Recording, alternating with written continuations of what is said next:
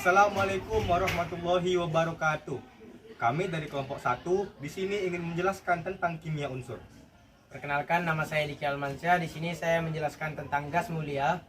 Perkenalkan, nama saya Rifal Aditya. Di sini saya menjelaskan tentang halogen. Perkenalkan, nama saya Nur Hidayah. Di sini saya menjelaskan tentang alkali. Perkenalkan, nama saya Murtada Ali. Di sini saya menjelaskan alkali tanah.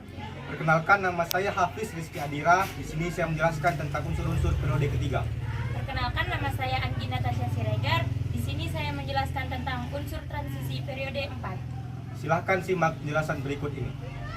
Assalamualaikum warahmatullahi wabarakatuh. Waalaikumsalam warahmatullahi wabarakatuh. Jadi pada kesempatan kali ini kita akan berdiskusi tentang kimia unsur. Nah, kimia unsur itu ada banyak. Salah satunya itu ada yang namanya gas mulia. Gas mulia itu terdiri dari beberapa macam lagi. Salah satunya itu helium, neon, argon, krypton, xenon, dan radon. Nah, jadi gas mulia itu sifatnya apa aja? Nah, gas mulia itu memiliki konfigurasi elektron yang stabil. Dia juga sulit untuk bereaksi dan memiliki 8 elektron valensi kecuali helium. Nah, kan tadi saya sudah sebutkan kan bahwasanya gas mulia itu ada berbagai macam lagi. Nah, salah satunya itu helium. Helium itu dapat digunakan untuk mengisi balon udara supaya balon udara itu saat digunakan lebih ringan.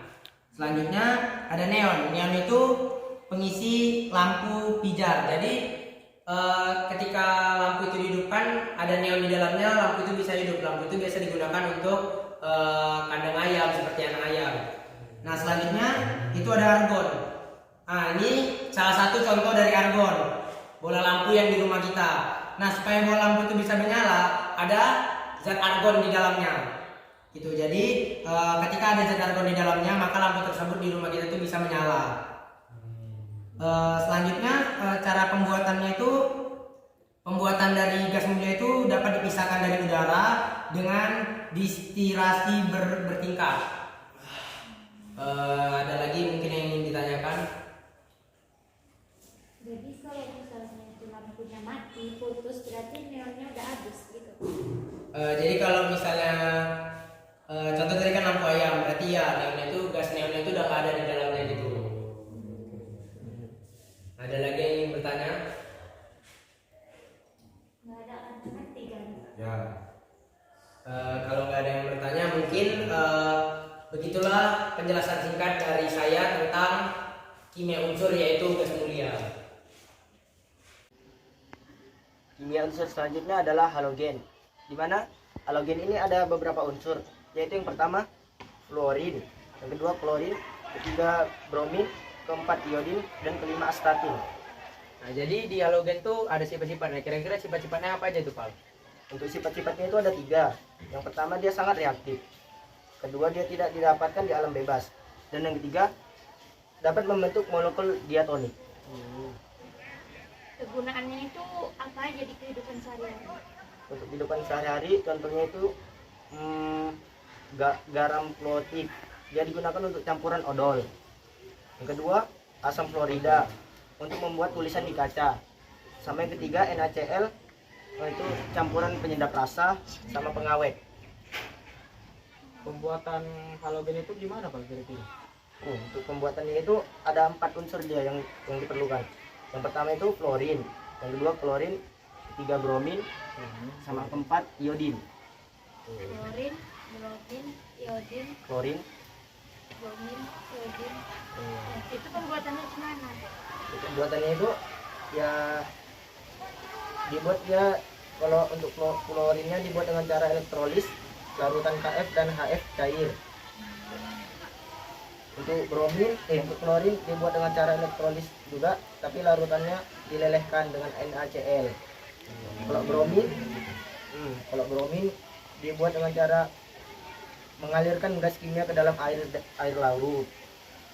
Sama untuk iodin dibuat dengan mereaksikan natrium iodat dengan natrium disulfat. Berarti beda-beda setiap pembuatannya. Sudah mengerti Ali? Jadi berikutnya itu ada logam alkali, di mana alkali ini terdiri dari beberapa unsur. Yang pertama litium, kedua natrium, ketiga kalium, keempat rubidium, kelima sensium, dan yang keenam fransium. Oh, berarti logam alkali itu termasuk golongan 1A. Nah, Nur, jadi alkali itu sifatnya apa aja? Sifat-sifat alkali itu bersifat reduktor kuat, terus dapat bereaksi dengan air membentuk basa dan gas H2. Sifat basa ke bawah makin kuat, sangat reaktif, memiliki satu elektrovalensi. Kegunaan alkali dalam kehidupan sehari-hari itu apa nih kira-kira? Kegunaan alkali dalam kehidupan sehari-hari itu uap natrium itu untuk penerangan jalan raya, karnalit untuk pupuk, baru kalium dan sensium itu untuk fotosel. Itulah. Bisa juga dia untuk pembuatan kertas, KCl itu untuk pupuk, dan NaOH pembuatan sabun dan kertas. Iya, kertas. Iya. Kalau cara pembuatan alkalinya gimana ya? Logam alkali itu diperoleh dengan cara elektrovalensi leburan garamnya. Contohnya itu logam Na dibuat dengan cara elektrolisis leburan NaCl, katode dihasilkan logam Na dan anodenya akan dihasilkan gas klorin. Iya, begitu teman-teman sekalian. Alhamdulillah. Kimia unsurnya itu ialah alkali tanah. Alkali tanah ini ada beberapa unsurnya, yaitu magnesium sulfat, kalsium karbonat, dan kalsium sulfat. Tiga. Jadi kegunaan alkali tanah itu apa aja? Alkali tanah itu kegunaannya ialah magnesium sulfatnya untuk obat pencahar, obat sakit perut itu. Kalsium karbonatnya itu untuk sebagai flux peleburan biji besi industri. Pabrik-pabrik lah berarti. Ya. Kalau kalsium sulfatnya itu sebagai bahan gips. Gips. Iya. Ini rumah. Ya, Atau gips untuk patah tulang. gips untuk rumah. Oh iya. Terus? Nah, kalau itu pembuatannya kayak mana nih cara pembuatannya? Pembuatannya itu dia dibuat dengan cara elektrolisis peleburan garamnya. Contohnya itu dia pembuatan magnesium dengan cara elektrolisis garam NaCl gitu. Gitu. Paham? Iya, Paham. Terus kali alhamdulillah rabbil alamin. Nah, jadi unsur kimia selanjutnya itu adalah unsur-unsur periode ketiga, yang dimana beberapa contohnya itu ada logam aluminium, aluminium hidroksida, silika, asam sulfat, dan juga fosfor merah. Sifat-sifat unsur periode ketiga itu apa aja? Nah, jadi sifat-sifatnya itu yang pertama dia memiliki 30 elektron. Yang kedua itu jumlah elektrovalensinya sesuai dengan golongannya. Jadi misalnya dia golongan pertama 1A itu dia memiliki 1 elektrovalensi. Jika dia golongan 2A memiliki 2 elektrovalensi. Dan yang ketiga bilox terbesar sesuai dengan nomor golongannya kecuali golongan 8A. Kalau penggunaan unsur periode ketiga ini apa, Bis? Nah, kegunaannya itu untuk aluminium dia bisa dipakai sebagai bahan untuk membuat peralatan rumah tangga. Kalau misalnya aluminium hidroksida bisa sebagai obat mah. Kalau silika bisa sebagai bahan untuk keramik atau gelas. Kalau asam sulfat bisa untuk sebagai bahan untuk industri kimia. Dan kalau fosfor merah dia bisa menjadi ujung korek api seperti ini contohnya. Berarti itu ujungnya Nah, jadi ujungnya ini untuk fosfor merah. Gitu. Jadi kalau cara pembuatan ini periode ketiganya gimana? Nah, jadi contohnya seperti aluminium. Jadi aluminium itu dibuat dari bauksit dengan proses Hall-Héroult. Nah, pada proses ini elektrolisis ditambahkan kriolit yang berfungsi sebagai pelarut dan menurunkan titik leleh dari bauksit. Nah, pada proses ini juga elektrode yang digunakan itu adalah kokas. Oh, kayak besi tadi? Ya, mirip. Nah, jadi kira-kira sudah paham semua dengan periode ketiga ini? Boleh. Ya. Ya. Nah, jadi kimia unsur yang terakhir itu adalah unsur transisi periode keempat.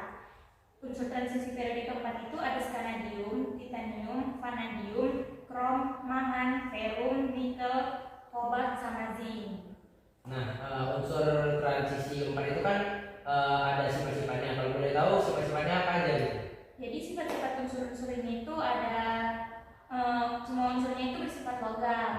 Jadi dia bersifat reduktor, tahan panas gitu kan. Terus senyawanya itu berwarna kecuali zinc sama scanadium. Kemudian memiliki sifat paramagnetik yang dia itu tertarik oleh magnet karena memiliki satu elektron. Kalau dia magnetiknya itu, dia elektronnya itu berpasangan, jadi dia nggak tertarik magnet.